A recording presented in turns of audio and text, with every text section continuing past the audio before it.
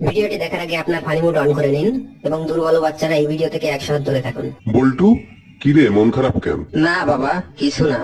আরে বল, মনে কর আমি তোর বাবা না, তোর বন্ধু। আর বলিস না দোস্ত, গতকাল আমার প্রেমিকাকে নিয়ে ঘুরতে বেরিয়েছিলাম, হঠাৎ তোমার স্ত্রী দেখে ফেললো, তারপর আমাকে কি মারটাই না মারলো।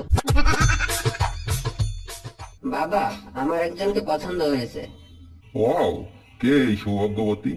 ওর নাম জরিনা, আমাদের পাশের বাসার আবুলের মেয়ে। উহ নো, আমি তোমাকে কিছু বলতে চাই, কিন্তু প্রমিস করো তোমার আম্মুকে বলবে না। ওকে, প্রমিস। আম্মুকে কিছু বলবো না। আসলে জরিনা তো তোর বোন হয়।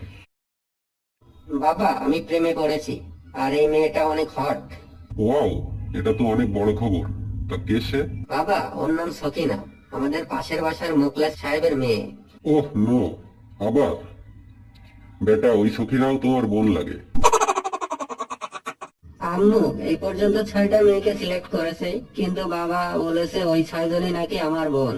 শোন বাবা, মন খারাপ করিস না। তুই যে কোনো মেয়ের সাথে প্রেম কর, তোর বাবার কথা শুনবি না, ও তোর বাবাই নয়। বল্টু, 30টা পাত্রী তো দেখে ফেললি, কোনো মেয়েই তো তোর পছন্দ হলো না। তো তুই কেমন মেয়ে আশা করছিস? বাবা, আসলে আমি তো পিঙ্ক কালারের মেয়ে খুঁজছি। বাবা, আমি আর স্কুলে যাব না। কেন? লেখাপড়া করতে ভালো লাগে না? ঠিক তা নয় বাবা, স্কুলের টিচার কিছুই জানে না, সবসময় শুধু ছাত্রদেরই পড়া জিজ্ঞেস করে। বাবা জানো, আজ আমাদের ক্লাসে একটা নতুন ম্যাডাম এসেছে, সে দেখতে খুবই হট।